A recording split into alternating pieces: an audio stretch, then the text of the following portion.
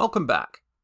So the next type of data transformation we'll tackle is text transformations, which apply to non-numeric and non-date values, like the names of people, places, and things. Let's dive right in.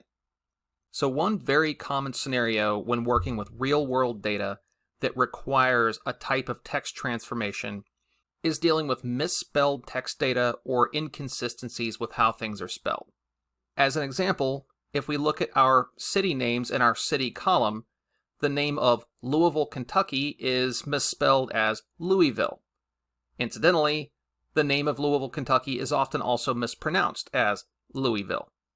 And since these types of inconsistencies in text data are such a common issue, Power Query, of course, has a built-in feature to address it quickly and easily.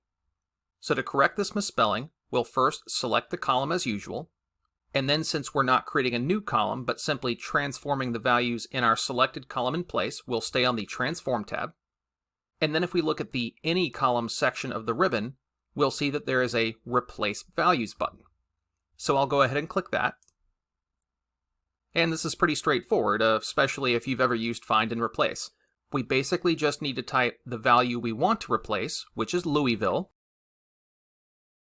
and then the value we want to replace that with, which is the correct spelling of Louisville. And then clicking OK. All of those misspellings have now been corrected. Now another common text transformation is merging text data. A very common example of this is when our data has names that are split up into first and last name and sometimes even middle name, that we later want to combine back into a single value that has the person's first and last name just separated by a space. Again, because this is a very common transformation need, Power Query has a feature built right in that does this in a couple of mouse clicks.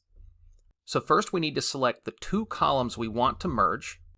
And keep in mind, it actually could be more than two, but in our particular case, we're just merging first name and last name. So we'll select the first column, and then to select the second column, we can either hold down our Shift key or our Control key, and then just click that second column header. And now, with both columns selected, and still on the Transform tab of our ribbon, we'll click the Merge Columns button in the Text Column section. And like so many other dialog boxes in Power Query, it's really very straightforward. First, it asks us to provide a separator, which is just the text that will be positioned between our two values. And in our case, we just want the first name, then a space, then the last name. So our separator should obviously be a space. So if we look down the list here, we do see a space. And then we're also given the option to provide a name for the new column. And I'll just call it Customer Name. And then click OK. And as you can see, our customers' first names and last names have now been combined into single values just separated by a space. Now, in the same way that we can combine data from separate columns, we can also split data from a single column into separate columns. If we scroll over to look at our city column, we can see that it actually contains two pieces of information, which is kind of a no-no for tabular data. Tabular data sets are supposed to be organized into columns, which each contain a single type of information about the overall subject of the table. But in this case, our city column contains both the city and the state of our individual properties that have been sold. So what we need to do is split city and state into their own separate columns. The most common way to perform a transformation like this is to identify a delimiter, or a particular character of text that separates the values that we want to drop in one column from the values we want to drop in another column. Now looking at our values here, we see that there's a comma in between the city and the state that we can use as that delimiter. But if we look a little more carefully, we'll see that it's not just a comma. There's actually a comma and a space. So it won't be quite enough to just use a comma as our delimiter. Now let's go ahead and see how we can split these values on that comma and space.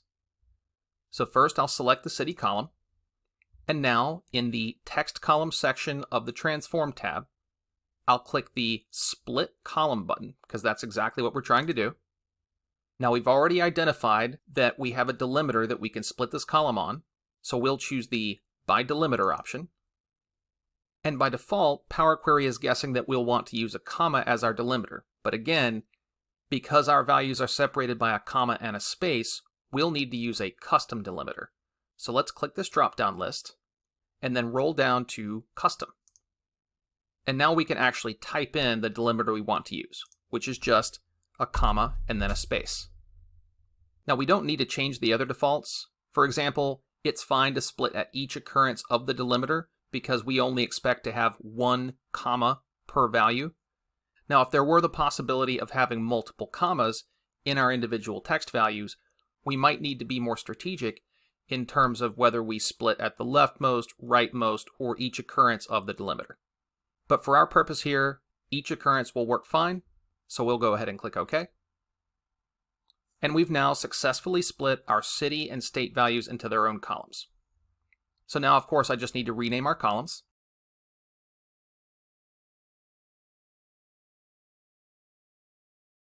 And it looks like we're good to go. Now, the last transformation I want to introduce you to is more of a formatting or visual enhancement. So if we go back to our customer names, we'll see that they're all in lowercase, which is somewhat unconventional for people's names. Typically, people's names have the first letter of each name capitalized with the remaining letters lowercased. So what we'd like to do here is transform these names to meet that standard. So first I'll click the customer name column, and then in the text column section of the Transform tab, I'll click Format. And here we have a number of options for applying visual type transformations to text data.